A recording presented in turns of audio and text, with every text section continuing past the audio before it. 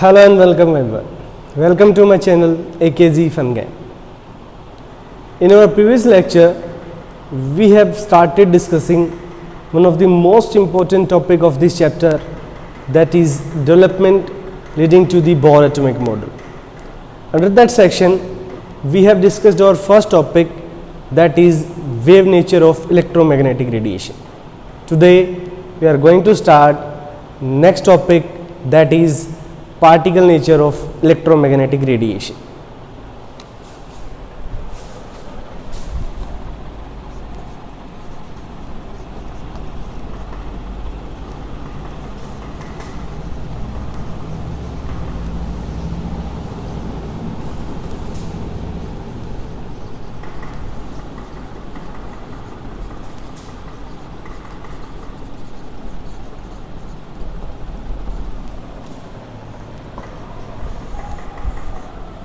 Dear student, कुछ phenomenas हैं जैसे डिफ्रैक्शन,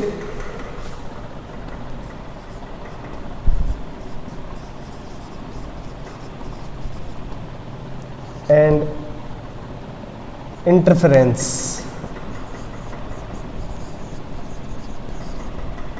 ये कुछ फिनोमिनाज हैं। डिफ्रैक्शन क्या होता है? Diffraction is actually bending of the wave at the edge of an object. कोई ऑब्जेक्ट के एज पे अगर कोई वेव बेंड करती है तो उसको डिफ्रैक्शन बोलते हैं। इसी प्रकार एक से ज़्यादा वेव्स को मिला के उनसे रिजल्टेंट जो वेव बनती है वो फिनोमिना इंटरफेरेंस कहलाता है। ये कुछ फिनोमिनाज हैं that can be explain on the basis of wave nature.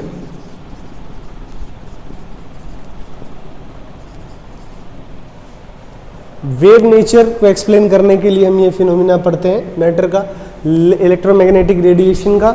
लेकिन there are certain phenomenas which can not be explained by the wave nature. वे क्या है? ऐसे चार फिनोमिना हैं जो हम यहाँ पे डिस्कस करेंगे विच कैन नॉट बी एक्सप्लेन्ड। इसमें सबसे पहला है black body radiation.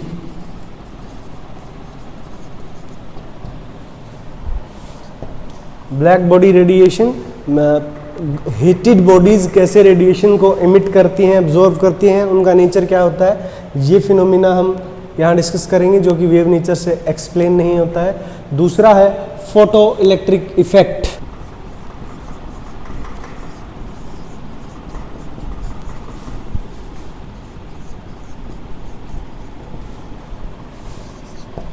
Photo electric effect जिसका मीनिंग है जब लाइट स्ट्राइक करती है किसी मेटल की सरफेस पे तो उसके सरफेस से इलेक्ट्रॉन इजेक्ट होते हैं, क्योंकि फोटो इलेक्ट्रिक इफेक्ट कहलाता है। थर्ड है variation of heat capacity of solid as a function of temperature.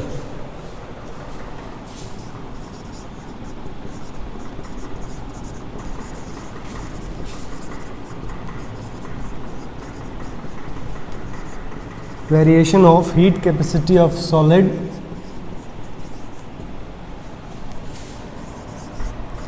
as a function of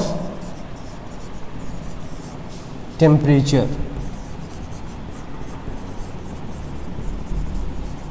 solids की हीट कैपेसिटी चेंज होती है जैसे जैसे टेम्परेचर हम चेंज करते हैं। और जो लास्ट है the fourth one is line spectra of atom with special reference to hydrogen. Hydrogen का जो लाइन स्पेक्ट्रा है, एटम का जो लाइन स्पेक्ट्रा है वो विद स्पेशल रेफरेंस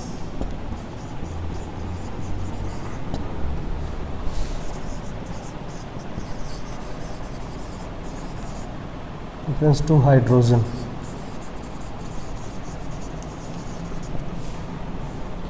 ये चार ऐसी प्रॉपर्टीज हैं इलेक्ट्रोमैग्नेटिक रेडिएशन की जो हम वेव नेचर से एक्सप्लेन नहीं कर सकते। ये हमने चारों फिनोमिना जो देखे, ये चारों फिना क्या से करते हैं कि कोई भी अगर सिस्टम है तो वो उसको एनर्जी रिक्वायर्ड है या वो एनर्जी एब्जॉर्व करता है, वो एक डिस्क्रीट अमाउंट, एक फिक्स अमाउंट में ही एनर्जी एब्जॉर्व करेगा। ये नहीं है कि किसी भी अमाउंट की एनर्जी हम उसको एब्जॉर्व करवा देते हैं। जो फर्स्ट टाइम जो कंक्रीट आइडिया ब्लैक बॉडी के बारे में दिया गया, that is being given by mister Max Planck in 1900। उसके बारे में उन्होंने बताया। उन्होंने क्या बताया ब्लैक बॉडी के बारे में? उन्होंने बताया कि जो हॉट बॉडीज़ होती हैं वे इलेक्ट्रोमैग्नेटिक रेडिएशन एमिट करती हैं, निकालती हैं at different wavelengths, eight different temperature में डिफरेंट वेवलेंथ की रेडिएशंस निकालती हैं।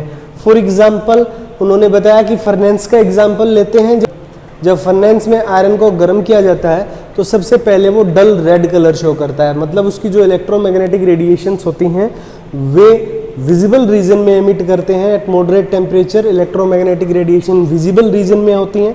फर्नेंस के एग्जांपल में पहले डल रेड था, जैसे जैसे टेम्परेचर राइज किया वो और रेड होता चला गया, ब्राइट होता चला गया। फिर कुछ हाई टेम्परेचर पे उसका कलर वाइट हो जाता है। And at very high temperature कुछ शॉर्ट वेवलेंथ्स निकलनी स्टार्ट होती हैं जो कि ब्लू कलर शो करती हैं। तो इससे क्या प्रूव होता है? जैसे for example eight moderate temperature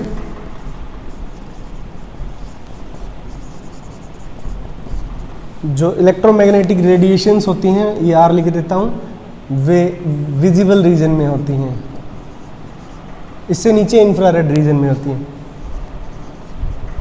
visible region होता है इलेक्ट्रोमैग्नेटिक स्पेक्ट्रम का, उसमें ये निकलती हैं। जैसे जैसे टेम्परेचर रेज करते चले जाते हैं उनका रीजन भी चेंज होता चला जाता है, क्योंकि उनकी वेवलेंथ चेंज होती चली जाती हैं। फर्नेंस का एग्जांपल बेस्ट एग्जांपल था। उन्होंने बताया कि कैसे हाई मॉडरेट टेम्परेचर पे डल रेड होता है आयरन, उसके बाद टेम्परेचर राइज करोगे वो ब्राइट रेड होता चला जाएगा, फिर एक टेम्परेचर आएगा वो वाइट हो जाएगा और लास्ट में वेरी हाई टेम्परेचर पे वो ब्लू कलर शो करेगा। जो रेड रेडिएशंस हैं वे पर्टिकुलर टेम्परेचर पे ज़्यादा इंटेंस होती हैं, जबकि जो ब्लू रेडिएशंस होती हैं उनके लिए अलग टेम्परेचर होता है जिसके ऊपर जाके वे इंटेंस होती हैं। जब किसी ऑब्जेक्ट की सरफेस पे हम रेडिएशन डालते हैं तो उसमें से वो कुछ रेडिएशंस एब्जॉर्व कर लेता है, कुछ रेडिएशंस रिफ्लेक्ट बैक कर देता है।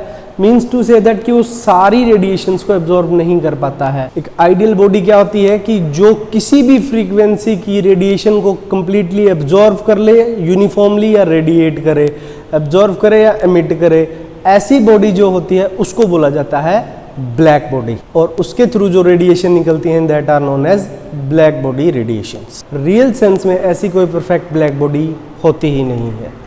एग्जाम्पल क्या लेते हैं? कार्बन ब्लैक कुछ केसेस में परफेक्ट ब्लैक बॉडी की तरह बिहेव करता है।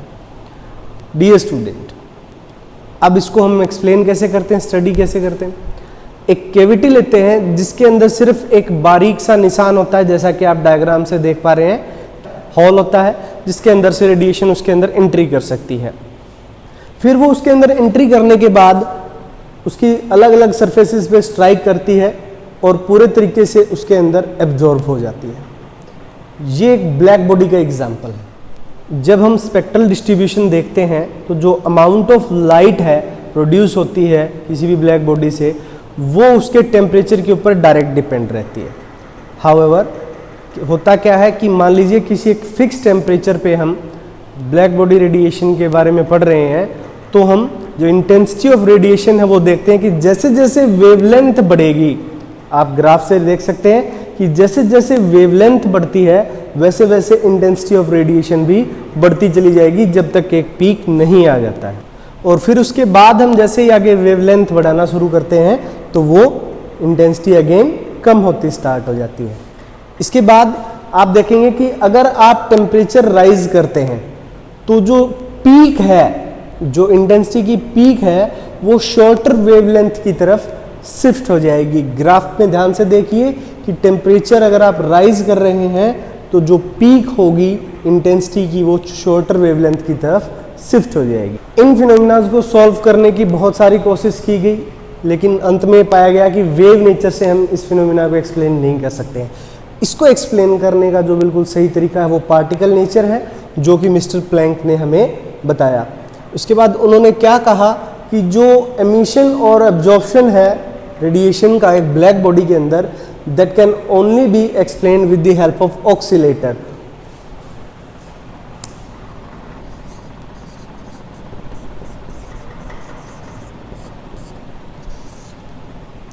एक ऑसिलेटर की मदद से हम इस फिनोमेना को एक्सप्लेन कर सकते हैं। ऑसिलेटर क्या होता है? These are actually atoms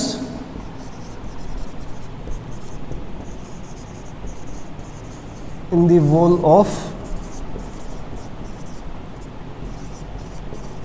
black body. जो ब्लैक बॉडी के अंदर ऑक्सीलेटर्स होते हैं, प्लैंक्स ने बताया कि इनकी फ्रीक्वेंसी ऑफ ऑक्सीलेशन चेंज होती रहती है।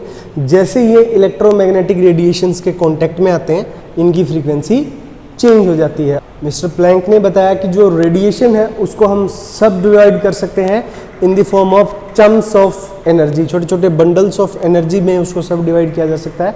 उन्होंने एक्चुअली बताया कि कोई भी एटम या मॉलिक्यूल एनर्जी एब्जॉर्ब या एमिट करता है in the form of bundles of energy. Those bundles are known as quantum.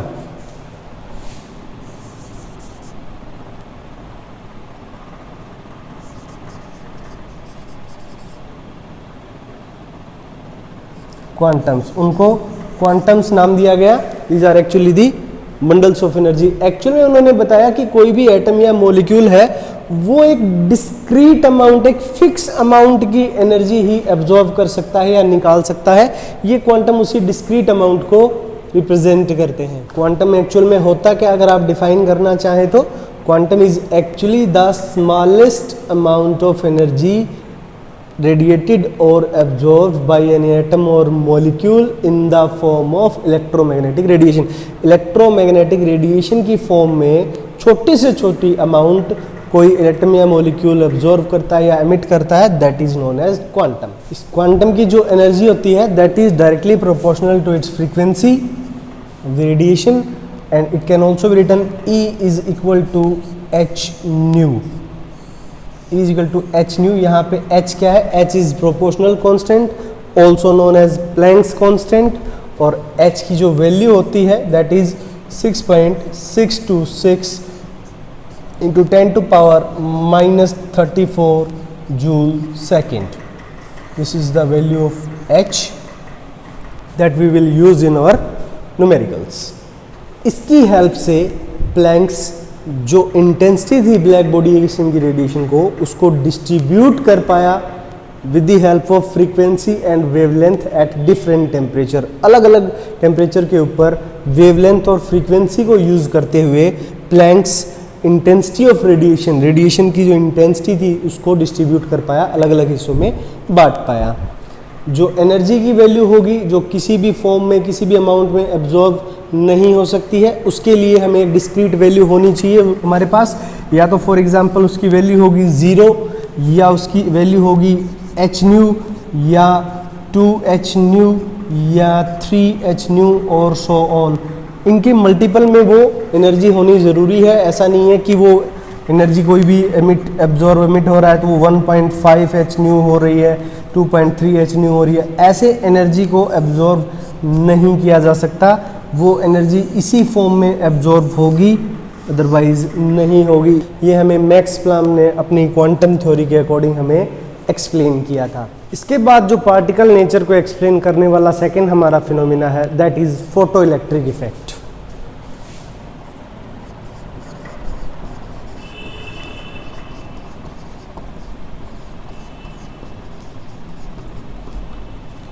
Photo electric effect. एक साइंटिस्ट थे 1887 में एच हर्ट्ज। उन्होंने एक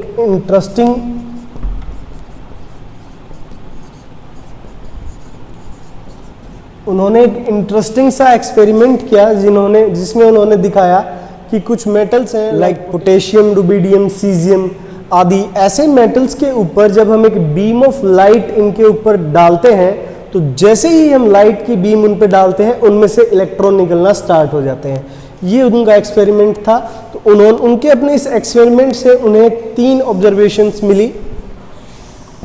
जैसे ही लाइट मेटल की सरफेस पे पड़ती है वैसे ही इलेक्ट्रॉन सरफेस से निकलना स्टार्ट कर देते हैं। कहने का मीनिंग क्या था? मीनिंग ये था कि बीच में टाइम लैकिंग नहीं होती है। जैसे ही लाइट स्ट्राइक की वैसे ही इलेक्ट्रॉन निकलने स्टार्ट। तो emitting of electron start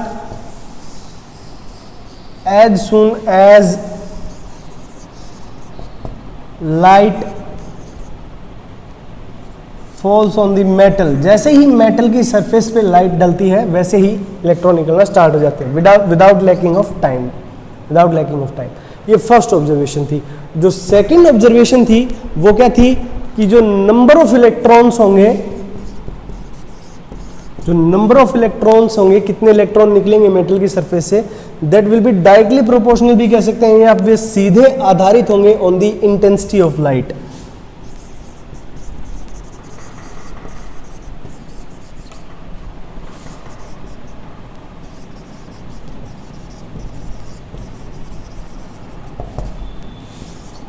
और जो थर्ड और लास्ट ऑब्जर्वेशन थी इस एक्सपेरिमेंट की, वो थी कि प्रत्येक मेटल के लिए, फॉर ईच मेटल, एक मिनिमम फ्रीक्वेंसी लाइट की रिक्वायर्ड है जिससे इलेक्ट्रॉन निकलना स्टार्ट होंगे।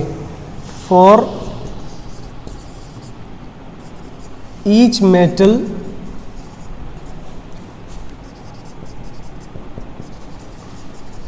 मिनिमम फ्रीक्वेंसी ऑफ लाइट, जिसको हम न्यू नॉट भी रिप्रेजेंट कर देते हैं, या इसका एक और नाम भी होता है थ्रेशोल्ड फ्रीक्वेंसी।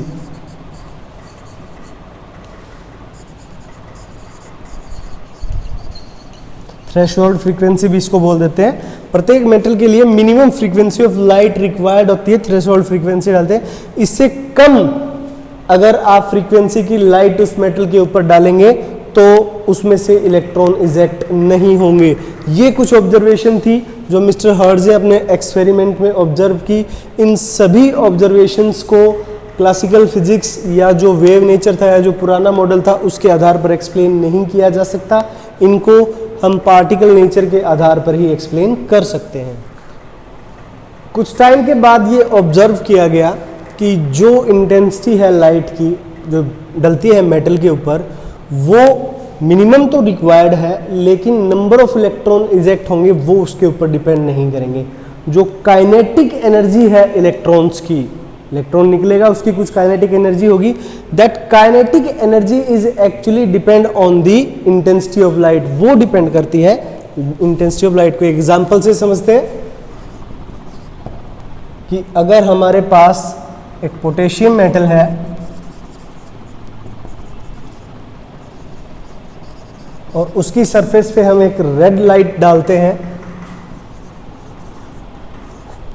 जिसकी फ्रीक्वेंसी है